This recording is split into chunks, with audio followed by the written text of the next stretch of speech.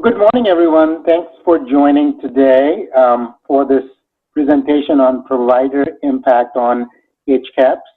My name is Harpreet Rocky Singh. I'm a physician by trade. I've kind of diversified into other things. I'm the Regional Medical Director for Patient Experience at IU Health in Indiana, South Central region, which includes 4 hospitals in 4 different counties. I'm also the medical director for IU Health Morgan Emergency Department, and I've been in that role since 2008. I practice at the IU Health Methodist, which is our flagship hospital down in Indianapolis, Indiana, and a faculty position in the School of Medicine as assistant professor in emergency medicine. As a part of my role, I have some dedicated time. I travel throughout the region, from Bedford, Paoli, Bloomington, Martinsville. And what I do is I do observations, one-to-one coaching for physicians, and I'm more like a physician voice of patient experience. My role is not towards putting out fires with the patients. I work with the physicians to improve what we can. So today's objectives are twofold. One is to demonstrate that there is a provider impact on HCAHPS survey results. And the second is how do we improve our communication skills? I'm gonna give you some tools which we can use to improve our skills without having to change the way we practice in any way. We all will practice the same way, just by modifying very, very, very small part of how we communicate. We can make a huge impact on HCAHPS survey results. What is HCAHPS? Well, HCAHPS is the hospital consumer assessment of healthcare providers and systems. Until now, all that has been put together into a single pile, which is HCAHPS. That includes physician assessment, nursing assessment, facility assessment for if it is clean, if it is quiet, responsiveness of the staff, and things like that. In future, we will see CGCAHPS, which will be just provider assessment of by patients. It is based on a patient satisfaction survey, and it's required by CMS. If you or your hospital is participating in Medicare, then you're required to have HCAHPS survey. So all the hospitals in the United States, of course, are participating in Medicare, so they are required to be assessed by HCAHPS. It's only for adult patients, it's not for pediatrics yet, and it excludes certain patients like psych patients, so there is no bias or bad results or input from those patients. So we're going to talk about first, what is the current state in healthcare? And when we talk about current state, we have to go back into the past 20 years ago when everything was pretty crystal clear. Physicians treated the patients, they billed insurance companies paid them. So everything was very clear. There was no requirements to do certain things in a certain way. We treated patients the way we thought was best. Patients were not responsible for a whole lot of money out of pocket except for whatever their insurance payments was and the insurance companies they paid us. That has changed dramatically over the last 20 years. There is consumerism in healthcare. From the patient side, more and more healthcare are now high deductible plans. There's a lot more skin in the game for patients. They have a lot of out-of-pocket money which goes out. So when this has come in, patients have become more aware of what the healthcare, what is the best care, where do you get the best care, what is the most cost-effective care, where do I get my CAT scan? And hospitals, it's causing $1,000, but if I go to a freestanding CAT scan, it's going to cost me $300. So every decision the patients are making now is based upon what is the best way to spend their healthcare dollars. So the hospitals are kind of taking charge for that. They want to project that they are the best hospitals.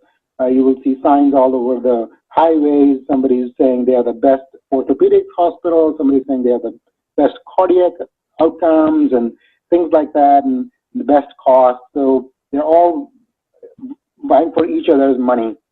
Similarly, pharmaceuticals have come in. They are doing direct-to-consumer marketing. We see lots of ads in the TV, radio, the new medication. So there's lots of consumerism in healthcare.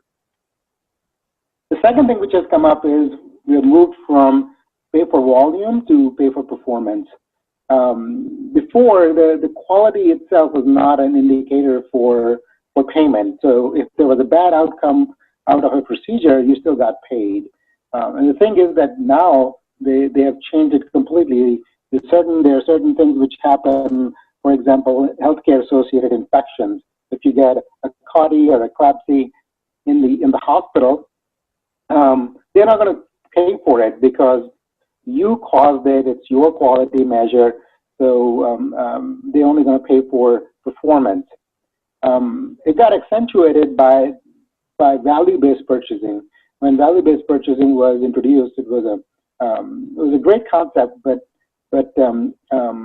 I think it's taken over the whole healthcare scenario at this point. The value-based purchasing is based upon three different components. One is what is the quality of care, the second is the cost of care, and third is the patient experience.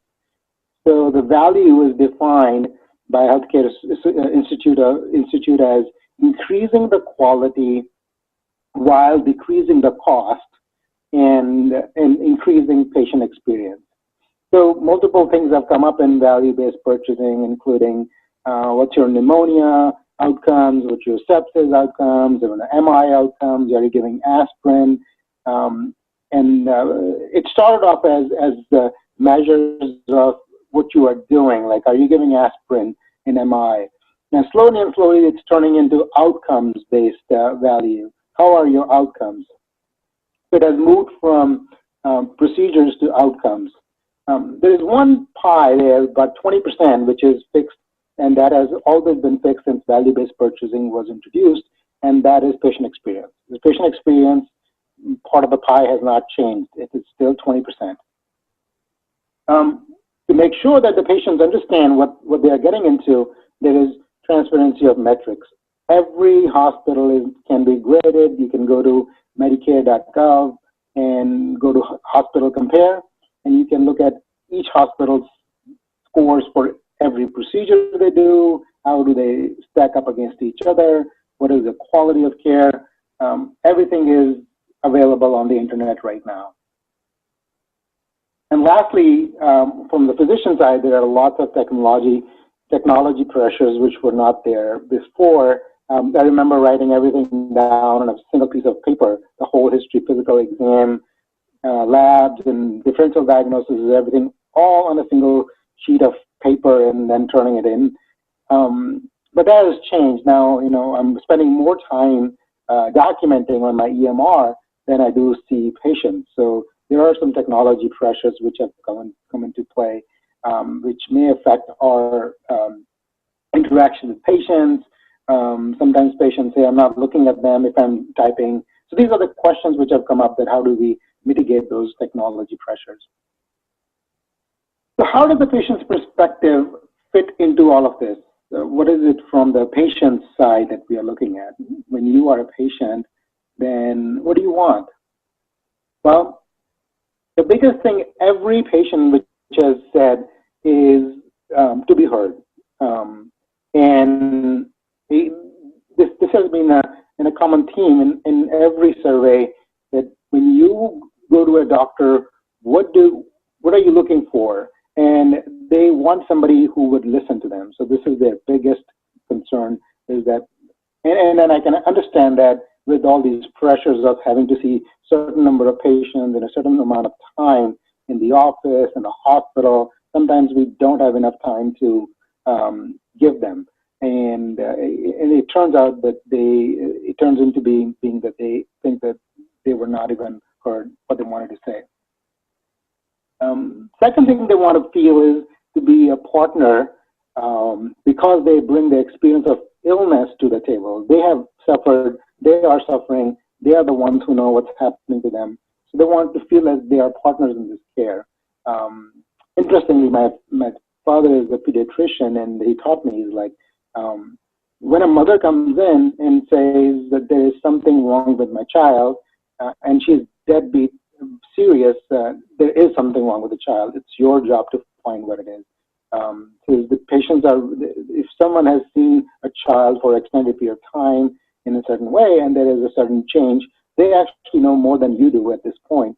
So your job is to try to find out from them what exactly is happening. So most patients, they want to be a partner. They want to know what's going on with them so they can make some shared decisions. And lastly, they want to be treated as human beings. And it's a tough time to be sick. I mean, anyone who is sick knows how vulnerable they feel, and hospitals can be very unfriendly. Most people don't spend their lifetime in hospitals, so when they go in for the first time or the second time, it's a very foreign territory for them. They're not sure how to behave, what to do in that vulnerable state. So what is patient experience? The patient experience is, I'm going to give you some examples here. It's not the quality of the care. It's not your ability to do brain surgery or cardiac surgery or diagnose a certain disease. It is that how the patient felt while we were doing this. You can be a good doctor and you can be an excellent clinician, but it may not translate into a good patient experience just because of a few minor things that don't come across very well. These are actual patient comments that I get from surveys. One of them is, provider was very informative and showed genuine care for my injury. So there is no mention of diagnosis. If the diagnosis was correct, it was a matter of genuinely caring for the patient, that you're sick, there's something wrong with you, or you're hurt, so you are concerned about the patient. The doctor was absolutely amazing. She did a very good job making my daughter feel comfortable, and excellent job explaining. Again, there is no mention of the clinical expertise here. We're talking about making the child feel comfortable and explaining everything in a way that they could understand. The nurses were very, very compassionate and caring. Their attitudes and demeanor means a lot when you wake up from surgery. Clean environment. And these are, I just picked these up, these comments verbatim from our patients' surveys, and just put it up here. It's not about what the nurses did with the IV. It's not about the medication. It's about the compassion and the caring attitude that the patient felt when she woke up from surgery. Friendliness started on the parking lot. People in the parking lot, which helped them. I've always been treated well there. That's why I come back. Thank you. So treated well doesn't mean that they were treated well for their disease. Treated well means as a person, they were treated well. And that's why they keep coming back. After the heart cath, doctor came in to give us the results, took time to explain things to the family. Good experience. Again, the notion that there are clinical variability, it is true, but not to a whole lot extent. Most physicians are well trained. Most cardiologists can do a good job at a cardiac cath, and they can all put stents in. The question becomes that who took time to explain things and the results to the family? So they had a good experience about that. One of my nurses in the regular unit care was amazing. She let me push myself towards recovery, and she treated me like a person, almost like a friend rather than a job. So this is an experience. This is not an outcome issue. It's an experience issue. Very professional and caring. They saved my life and did so to a level I truly appreciate, would have and recommend to others. They treat you like family. They really can love your child. They go above and beyond the call of duty. They are angels. You just can't see their wings. Love them to pieces. The whole thing is that the patient felt safe. They felt like they were with family. They were friendly. They were nice to them. They were caring to them. So that's what is patient experience. should we care about the patient experience then? Well, when we have better connection with the patients, we can diagnose and treat better. There was an interesting talk about one of the articles I was reading that the doc was talking about just general visit, and then he felt at the end of the visit, the patient was not very forthcoming, that there was maybe something that he didn't talk about. So he asked him very casually, he's like, is there anything, are you sure is there anything else you want to tell me about? And then finally, patient kind of said, well, I've got some blood in my stool. And that led to a diagnosis of early colon cancer. And that patient got better.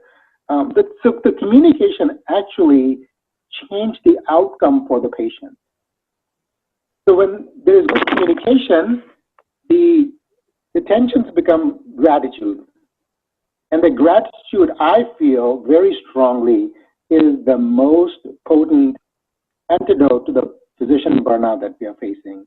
The biggest satisfaction for me personally is not when I get my paycheck. The biggest satisfaction is when a patient comes back after I've saved them and they say, thank you. I was dead for 2 minutes or 5 minutes and you saved me, or they tell me that they were suffering a heart attack and we were able to help them. The gratitude that the patients come back with is what makes me keep going. And I think most of us will agree that this is the biggest reason we are in healthcare. 77% of the studies show a positive correlation between patient experience and quality safety. There was one study which showed a while ago, was published in New York Times, about why there is increased patient safety, patient satisfaction, and poor outcomes. And the study was flawed. They measured the outcomes and the interventions at different periods of time. So they didn't mention that. And later on, they did agree that the study was flawed.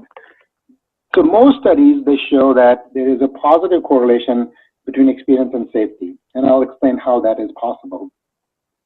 The highest performing hospitals in experience had shorter length of stay, lower mortality and readmissions, and improved core measures. And that was proven in multiple studies, and I have some references if you would like. Higher continued care with the same provider, hospital, healthcare system, so there is less leakage. Patients don't see one physician and then go on to see somebody else, or a different hospital, They like a physician, they like a system, they like a hospital, they tend to stick with them. And that results in continuity of care, which increases adherence to the medication, compliance with their medication. And we know that how the biggest issue with chronic diseases like diabetes and hypertension and congestive heart failure is compliance. Compliance with your diet, compliance with medication, and non-compliance results in a lot of readmission and rework. It improves patient safety and obviously decreases healthcare costs. It also improves emotional health, symptom resolution, and functional status. So they did studies on that if you are happy and then if you do physiological measures, your blood pressure and glycemic control, they were improved, including pain management if there was good patient experience. And finally, it decreases medical malpractice risk. So multiple studies have shown that when the biggest predictor of malpractice suit is not the outcome itself. Yes, the outcome is important, but after that, the most important thing was how the patient, the physician treated you. If they treated you with like family and close friends and stuff, they were less likely to go for a malpractice suit. And how do we know how we are doing? So we go through patient surveys. Each hospital uses one or more patient survey company, Pressgani, NRC Picker, which tells us what's going on with them. And then it also HCAHPS, which are the surveys which goes out after admissions, child HCAHPS, and the CGCAHPS, which I talked about earlier, is for provider-specific scores that how they're doing. We can do rounding in a hospital, rounding on our patients to see how we are doing. And then we can do some discharge follow-up phone calls. And I think most hospital systems have started doing discharge calls to see how they were doing, just to improve their HCAHPS scores. Let's focus a little bit more about HCAHPS. The HCAHPS, again, stands for Hospital Consumer Assessment of Healthcare Providers and Systems, HCAHPS. And it's a standard set of survey questions. So the questions do not change from region to region or hospital to hospital. It's a standard set. Their patients are randomly sampled. And again, as I said, there are some eligibility criteria for selecting those patients. You cannot have psych patients. And then the results are used by the hospital system and the providers to improve quality. And then externally, they are posted on Hospital Compare website for patients to compare hospital results. And this has been a big change in the last few years. And this is the website for it. It's called Medicare.gov/Hospital Compare. And I want to show you a live comparison of what it looks like. So this is the website, Medicare.gov Hospital Compare. And let's say I live in my ER area, which is Martinsville, and I know the zip code is 46151, Martinsville, Indiana. And I say, search hospitals close to me. And in the closest hospitals there right away, and it says there are 2 close hospitals within 20 miles, and the last one is about 24 miles. There are both acute care hospitals.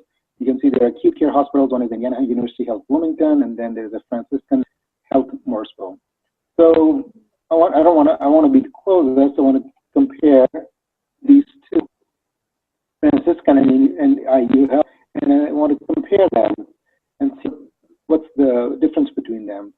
So right off the bat, that Franciscan's overall rating is 5-star, and IU Bloomington is only 4-star, and otherwise they're very comparable. They're acute care, they provide emergency, they provide labs, they track patient lab electronically, they do a safe surgery checklist. And so I want to see how do they stack up for patient experience.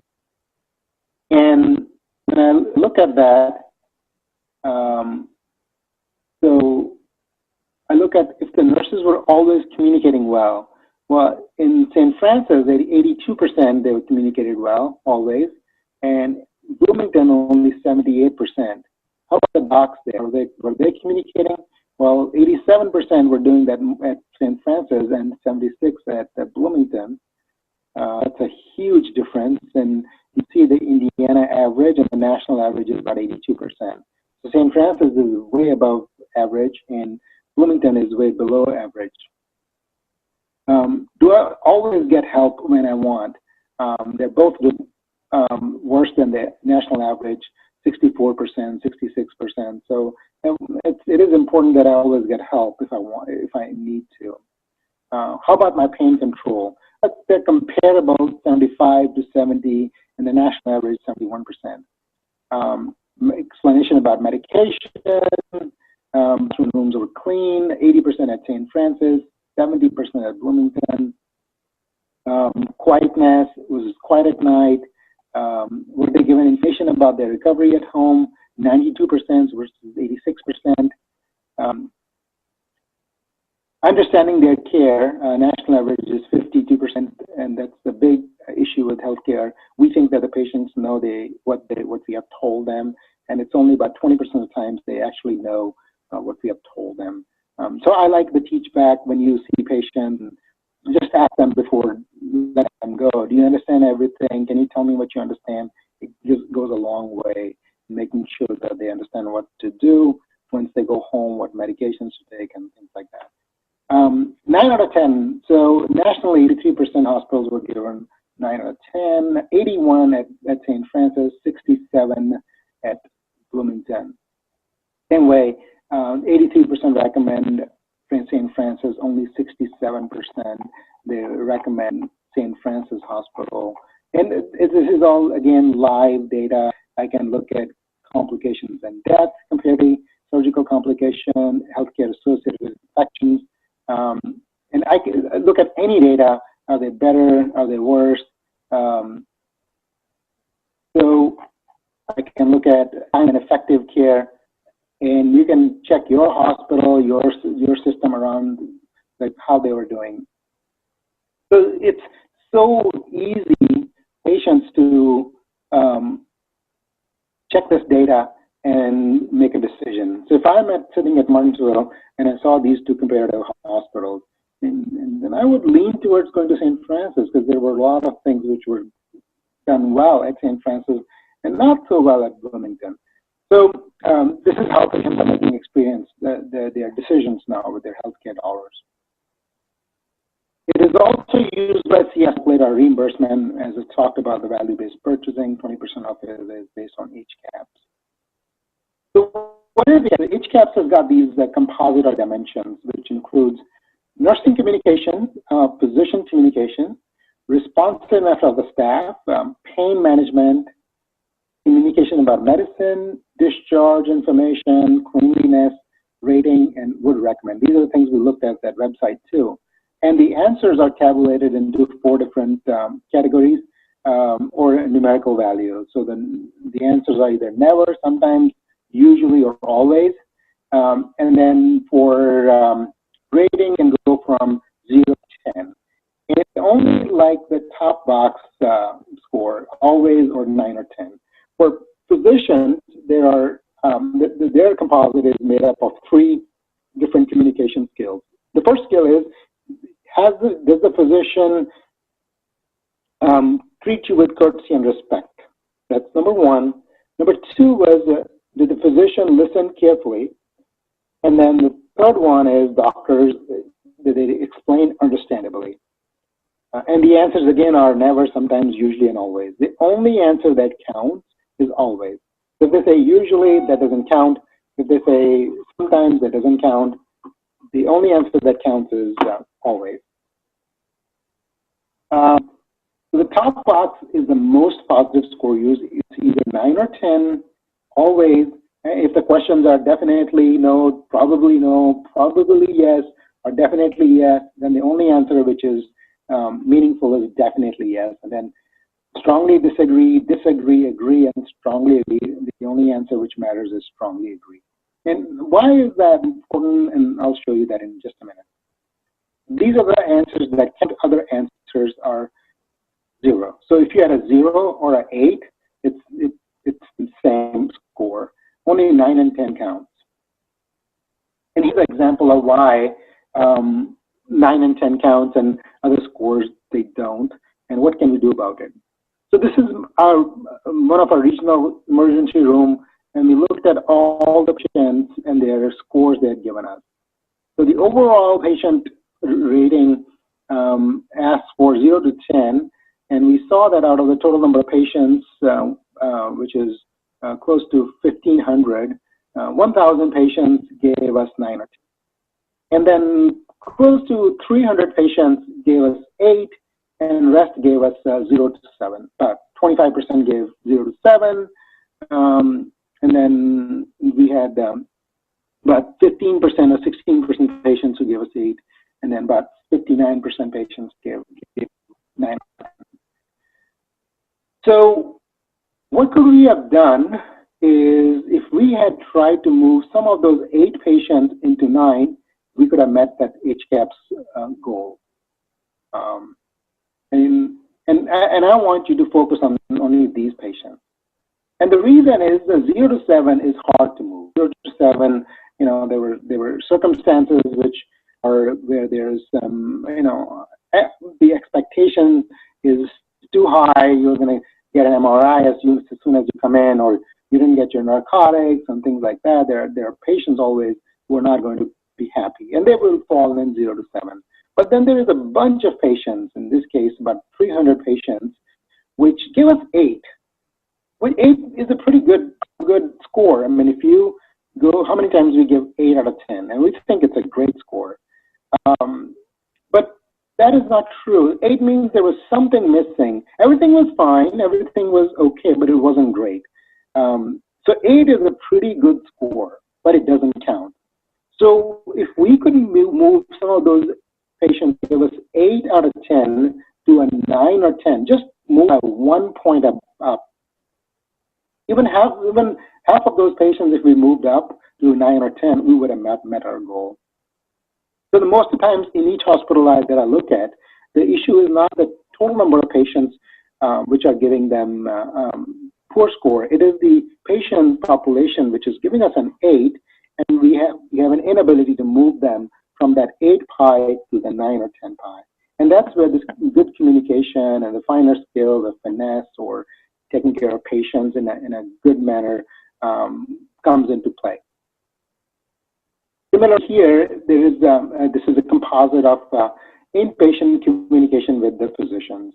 And then we see that there are 3 dimensions of it: explain understandably, listen carefully, and courtesy and respect. And we wanted to get above 95%, and we saw that 19% of patients, they gave us 8. 75% patients gave us 9 or 10.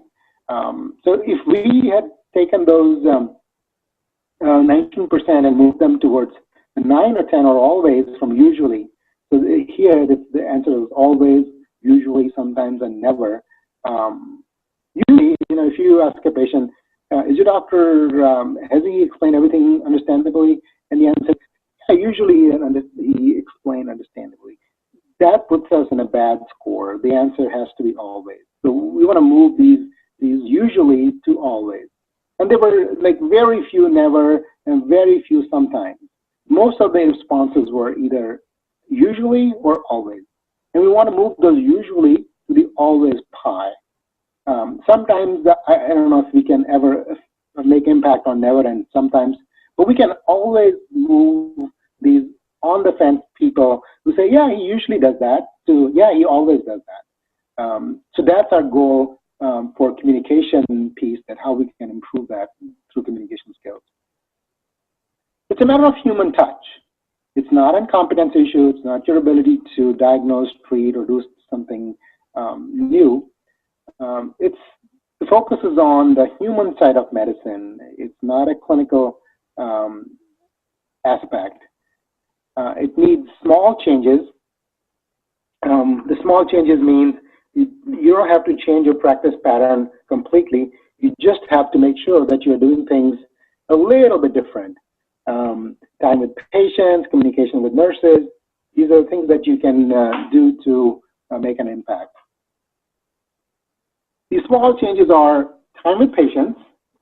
So in that, the first thing is to sit down with the patient. And people ask me, why do I have to sit down? So I study where the study was done about, they had 2 physicians go into a room, and one was standing by the door, the other one was standing, and went in, shook a hand, sat down on a chair right next to the patient. And they had like both stood in for 3 minutes, and they came back out. The guy who was sitting, the patients thought that their perception was that the sitting physician was there for a long time. He was there for like 10 minutes. And the standing physician by the door, the patient thought he just came in and left. The perception of time for them was just seconds or a minute. Exact same time for 2 physicians to come into the patient room, and they have completely different perception by the patient. So I always recommend, if you can, go and say hello and whatever, and then sit down and let them talk. And there's another study done when they calculated what is the average time that a physician interrupts a patient while talking. So the average time was about 20 seconds. Within 20 seconds, which is a long time if you think, physician will interrupt and say, what did you say? Or say something. So I recommend that for about 90 to 120 seconds, which is, you can count in your head if you want to 1,000, or look at the clock and just give them 2 minutes without interruption, and sit down and say, what brings you in? Tell me more about it, and let them talk. So once they're done talking, this is a good catharsis. They feel that I got listened to. They were very happy with the care. Second thing is the communication part with as a team. So one of the things which patients are worried about is that, does my doctor know this when the nurses go in, or when the physician go in, or they think, are they going to tell this to everyone else? With the hospitalists and everything these days, their main concern is my doctor getting all these results and test results and everything? So we may want to have to tell them, I'll discuss this with my team. I'm just taking care of you in the hospital, your physician in the office. I will get everything packed up for them. They will get all the access to labs and the CAT scan and my notes when you go back to see them in the office. So they know that everyone will get their test results, explanation. Again, sit down, take time to explain in the simplest term. If it's a farmer, I talk about a tractor and how the engine is not doing so well.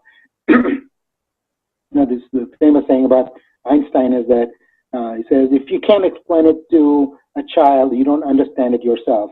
So based on their education level, their understanding of functionality and physiology, it's best to try to come down to the patient's level of education and explain in those terms so they understand what's going on.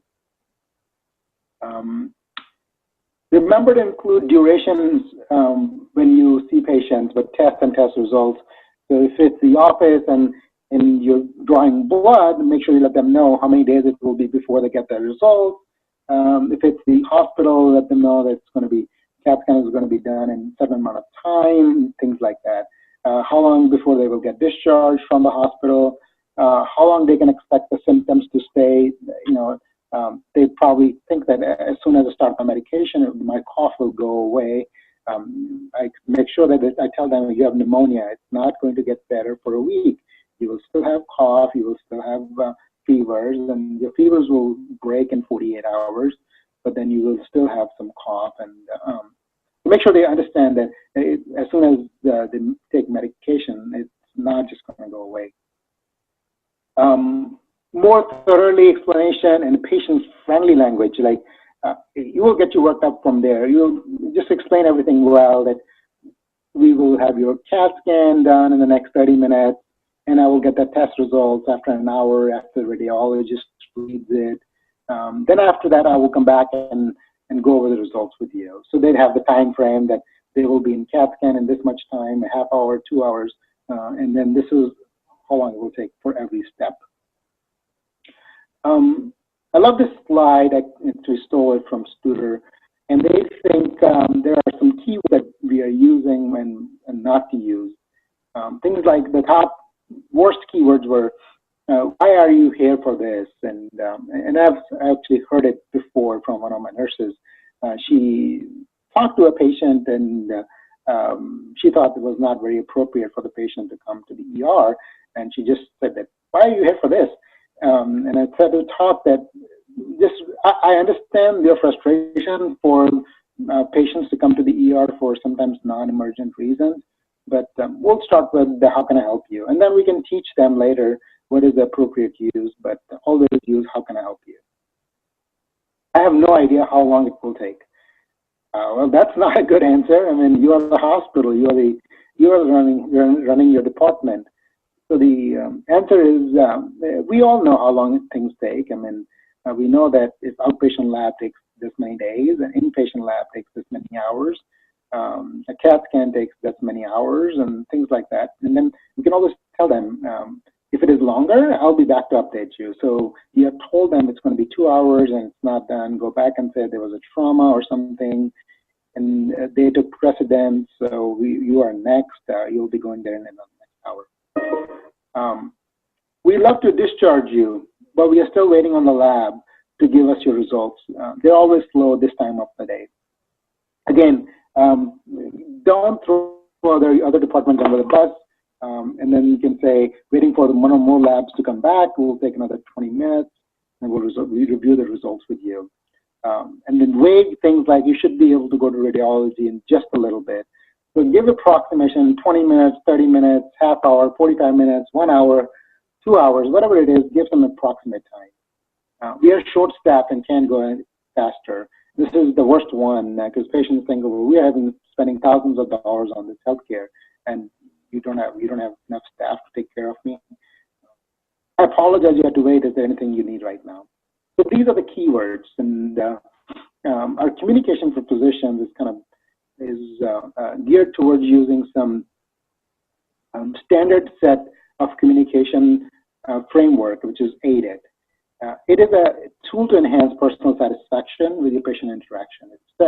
The AIDET is an acronym which stands for acknowledge, introduce, duration, explanation, and thank you.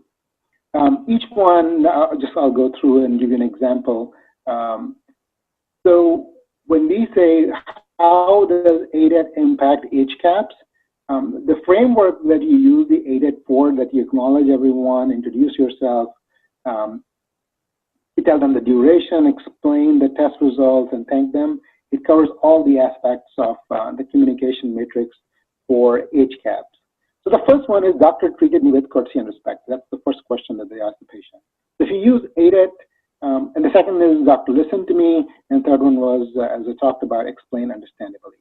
So if you use AIDET, this is an example. So if you knock on the door and take permission to come in and then say, hello, Mrs. Jones, my name is Dr. Singh, add your experience, like I've worked here in the ER for 20 years, introduce your team, these are the nurses, they'll take good care of you. It just took me about 10 to 15 seconds. And then finally, who do you have with you? So it takes care of the courtesy and respect. I mean, when I go in and say, or you go in and say, hello, Miss Jones, and that means you have treated them with some courtesy and respect, and they can't take it back once that is done. So just with a single opening statement of 10 seconds, the courtesy and respect can be accomplished every single time. It's not usual, it will always be done.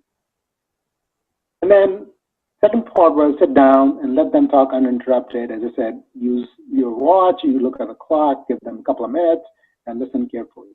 That takes care of the listen carefully part. And lastly, the duration and explanation and thank you takes care of the explain understandably. So if you tell them, we will do the following blood tests to look for liver abnormalities and kidney functions and heart enzymes, and we will do a CAT scan to look at internal organs, make sure appendix is not inflamed. These tests will take about 3 hours. You will get the results back.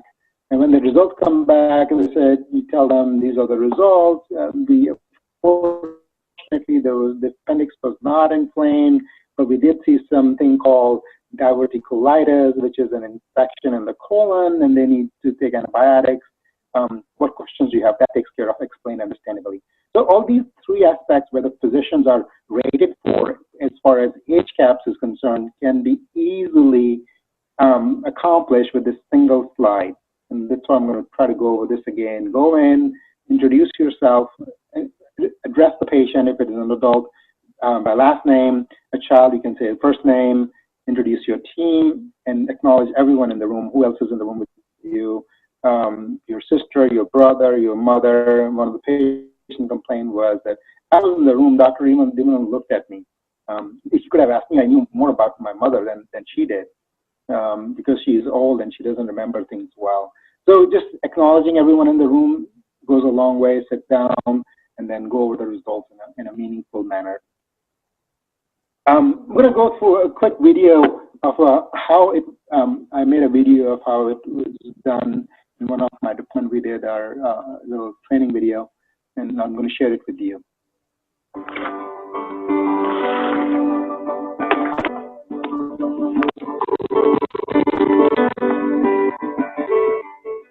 Hello, my name is Dr. Singh.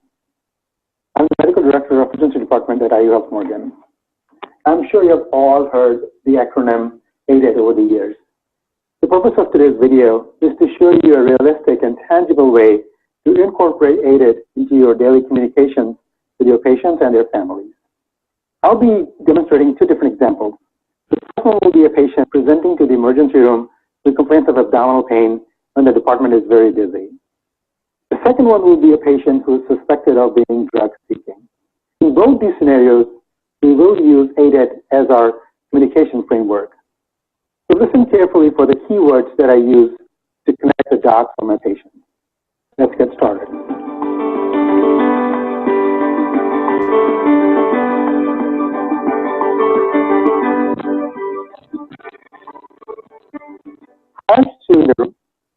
touch base with the nurse to see what the patient's presenting problem is. I knock on the door, use hand sanitizer in one hand, and when I enter the room, they can see that I'm washing my hands. I acknowledge the patient with a good afternoon or good morning with their last name, or if it's a child with their first name, and acknowledge everybody in the room. Hello, Deanna. Hi, Dr. Singh. How are you? Good. You have Miss Jones in room 6. Can you bring me up to speed on her, please? Absolutely. Ms. Jones presented to the ER with a complaint of abdominal pain. She describes it as sharp and rates it at a 6 out of 10 on a pain scale. Her primary concern is that she's wanting to get back to work as soon as possible due to the number of days she's already had to miss. Thanks. I'll go check on her and let you know the plan. Hi. Thanks, Dr. Singh.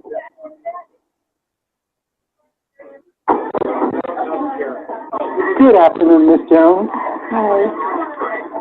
How you doing? I've been better, doctor. Who else do we have with you today? This is my sister, Georgia. Hi. How you doing, ma'am? After I acknowledge everyone, I introduce myself. It is important for the patients to know who you are, what are your credentials, and how competent you are, so they feel reassured. Once I've done that, I scan the whiteboard to see what needs to go on there. I put my name in there, and I also carry a dry erase marker if something needs to be this way.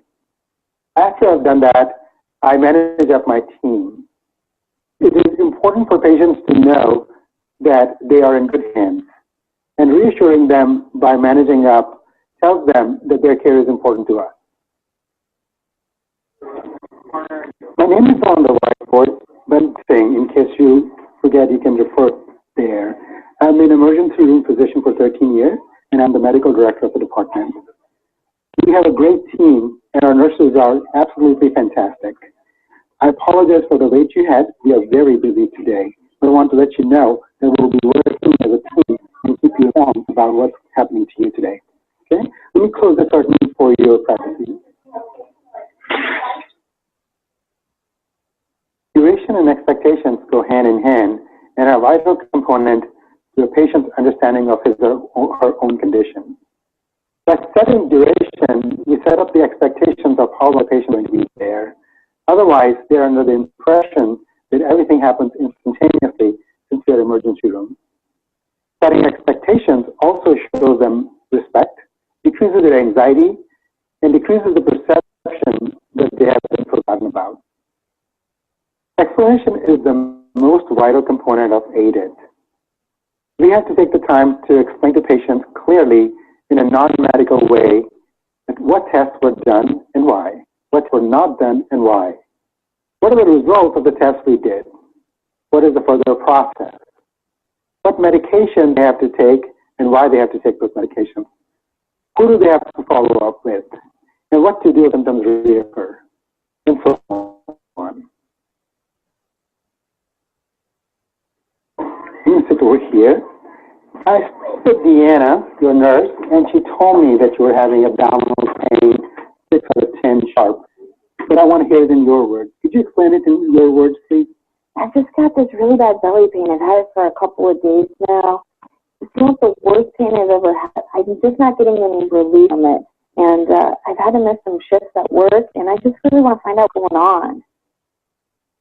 Based upon your history exam we did today, you are suspecting a few things, including appendicitis and diverticulitis.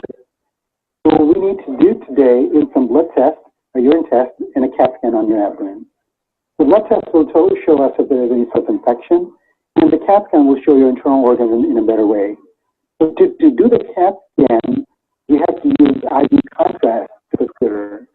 We do have to make sure your kidneys are functioning fine before we do the contrast.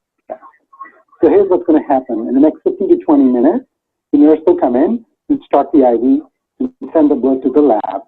Once the lab results are back, which may take 30 to 45 minutes, we will send you for a CAT scan. The CAT scan itself only takes about 15 minutes. Once you're back from the CAT scan, it can't be enough to get the CAT scan results back. But that's what we need to do today to make sure that you don't have any life-threatening issue or problem which we need to do right away. What questions do you have for me? Well, I heard that CAT scans are really bad for you. There's a lot of radiation, and I mean, is it really necessary? I don't want to get cancer from all the radiation. You have a good question, and a lot of people have similar questions. The radiation from CAT scans is not enough to give you cancer. It's a very safe test which has been done for decades now to diagnose life-threatening conditions. Do you have any questions, ma'am? Nothing started. The nurse will be back in about 15 to 20 minutes, and we'll give you some pain medicine to get you comfortable. We'll also give you some cold compress to help with your abdominal pain. If you need more medicine, please let us know. Can I come in? Yeah.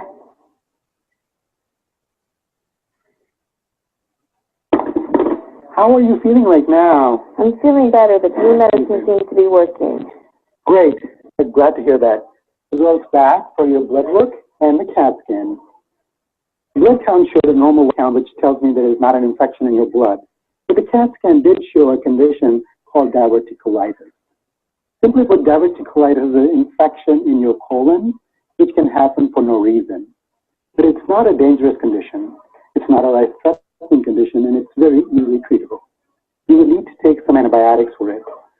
You have to finish the antibiotic completely, otherwise the infection will come back. Okay? So make sure you finish all your antibiotics. You will need to see a gastroenterologist to make sure you're on a plan so it does not recur. Okay? After explaining, I want to make sure that they understand what was explained. So I asked them to teach back what they understood. I also give them opportunity at this time to ask further questions. I want to end the visit positively, so I thank them for being patient or choosing us. And lastly, I make sure they understand first we'll be bringing their written instructions. Do you understand what I explained it to you? Yes. Can you tell me back to what I told you? You said that I have an infection in my belly, and that in order for it to get better, I have to take antibiotics, and that it's really important that I finish those antibiotics so it could come back, and that I should see a gastroenterologist to make a plan to make sure that these things don't happen to me anymore. Very good. It's important to make sure that to come back if the condition worsens. If you get fever, nausea, vomiting, and not able to get anything down, please come back, and that is an indication that you need to be admitted to the hospital. Okay? I will let your nurse know that you are ready, and I'll write your prescriptions and your discharge instructions. The nurse will bring you written instructions in about 15 to 20 minutes, and then you'll be ready to go home. Okay. What other questions do you have for me? I don't think I have any. What questions do you have, ma'am? Nothing, sir. I want to take this opportunity to thank you for being patient with us as we were very busy. And I hope that you get to feel better soon. Take care.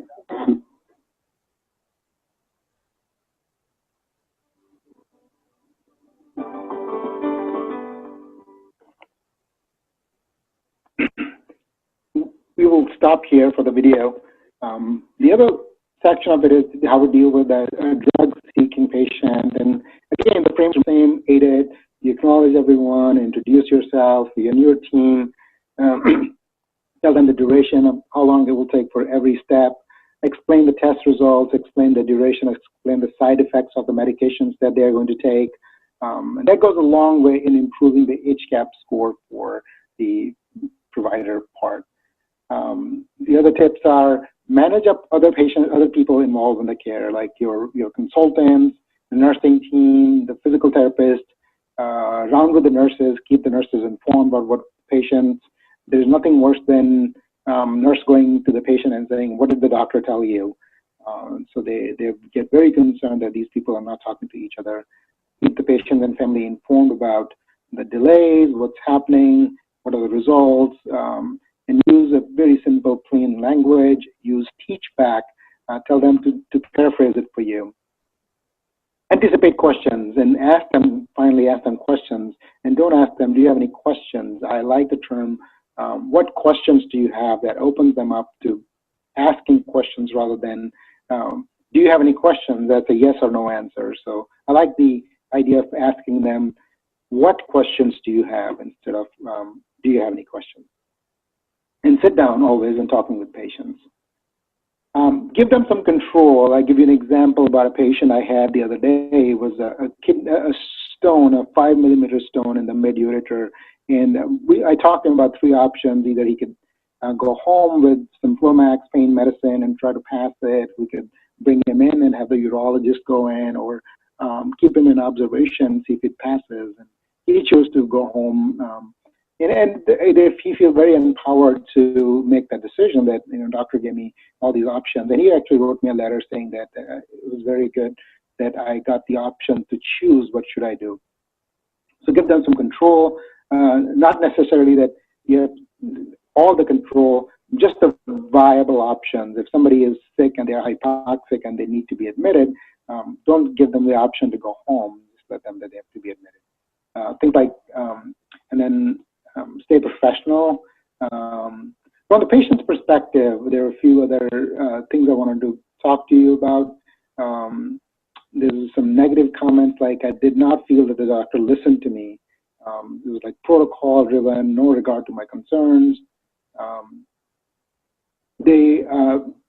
So one of the big concerns patients have these days is that you're looking at the computer while typing and don't look them in the eye, and that's a big concern these days. So just looking at them, and it goes a long way. So there are other concerns like it was kind and helpful versus they didn't help me.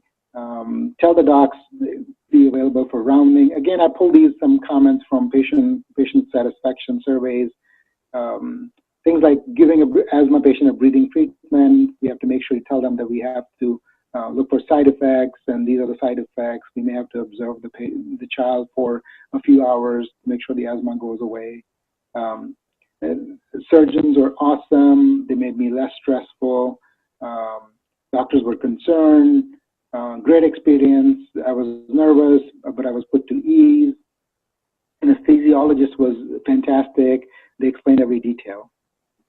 I want to touch base on EMR before we close, because this has been a big concern in every patient-physician interaction I do, that they are pressured into using EMR, and it affects their interaction with patients. But EMRs are here to stay. I mean, they're not going to go away. It helps in a few things, like, it tells you what medication, allergies and interactions and things like that. But we want to make sure that we take EMR into consideration when we are interacting. Now, one of the patient complaints was that he never looks up from the computer. So we found a way where he would sit a little bit to the side with his chair, and so patients could actually see half of his screen, and they knew what they were doing, and saying things like, I want to make sure that I'm documenting everything you are telling me, so they know that you are listening to them. So they did a study on patients' perception of physicians who were heavy computer users versus light computer users. Unfortunately, these patients score the low computer users higher than the heavy computer users. So if you are on the computer a lot, they rated you much less than if you were sitting there and just talking.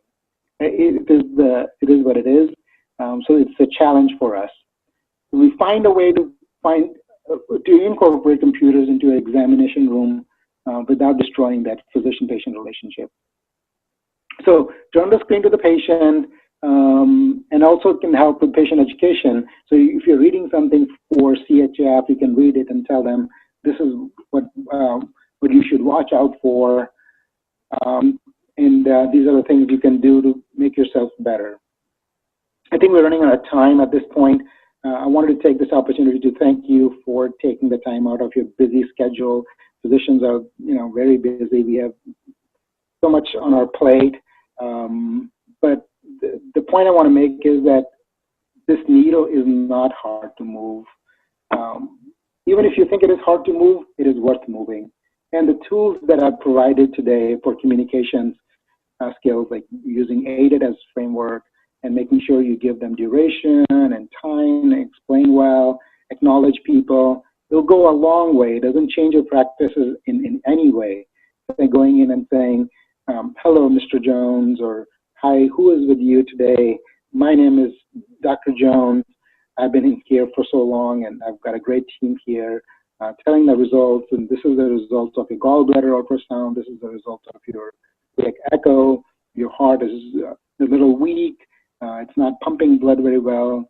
That will go a long way in improving the HCAHPS, our HCAHPS contribution. I mean, there are other aspects of HCAHPS, but I think that we should do our part and make sure that the HCAHPS is not being adversely affected by us. So again, thank you so much for your time. If you have any questions, please feel free to email me or call me. They can share my phone number. Thank you.